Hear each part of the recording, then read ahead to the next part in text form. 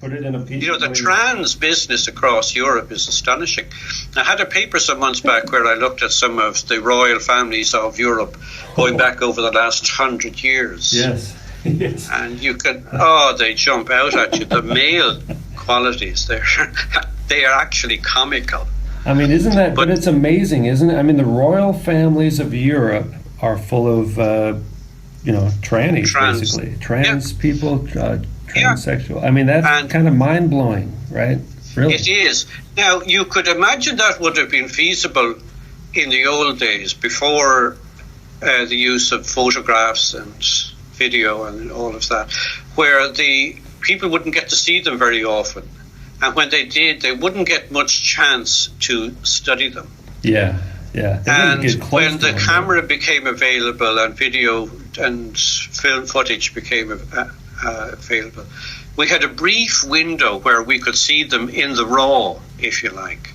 But in the last 20, 30, 40 years, they appear to have greatly improved the quality, so that they're much more convincing transgenders now.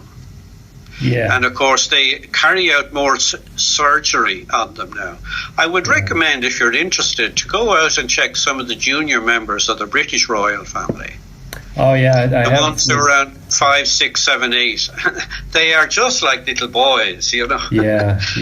But by the time they're 13, 14, 15, between the chemicals and the hormones, the surgery and so on, they will be more convincing females than they are at the moment.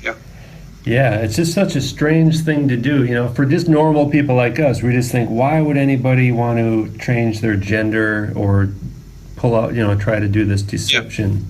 And now, do you think it's something they have to do to please their gods, right? Their master? I think it is. I think it's part of this cult, club, society.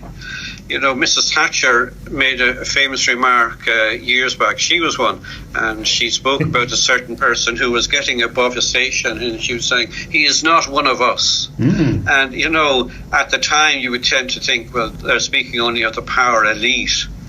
But now that we have a different coloration on that now, because we see it could possibly mean that he wasn't a member of this club. One of us, yeah. One of us. So they're in some club. And I think the Mitfords used to have a term, you and non-you. The you being us, and of course the non-you being the rabble. And if you're one of us, then of course there must be some physical evidence that you have joined this club. Now, I don't think all of the males have to do it, or even all of the females, but it is quite obvious the more I study this, these people hate natural women.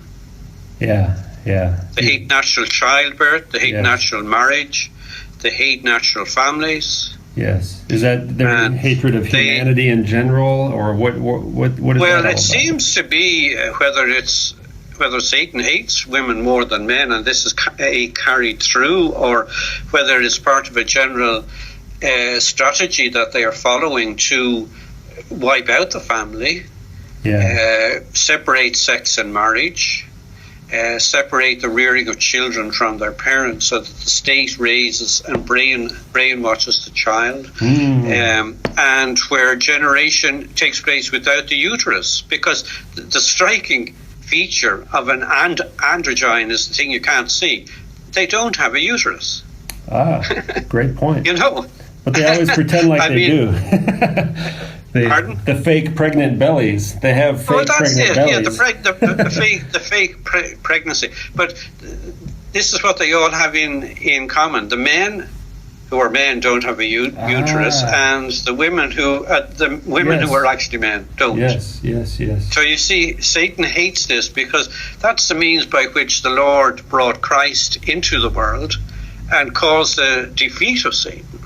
And also Satan in the garden, I mean, he went for the woman because he knew that was the weaker of the two, and he could deceive her. And Paul actually says that Satan didn't deceive Adam. Okay.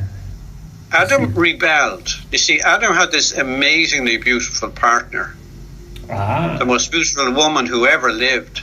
Yeah. Satan Adam didn't really believe the lies that Satan told. But he went along with it because he was losing his woman. You know? Yeah. And this seems to be all part of it. Satan is attacking women. The attack on women today is staggering. Yeah. And you see how they're suffering by trying to lose weight, anorexia and bulimia and all kinds of neurotic practices and exercising to death, simply to look like one of these strange transgender gargoyles. I mean... Yeah, and not wanting to get pregnant, to get fat and stuff. And not wanting to get pregnant. Not wanting to have babies. Abortion. That's abortion. The murder of children. Is anything more pleasing to Satan than to have a mother kill her own child? Wow. It's just astounding. Wow.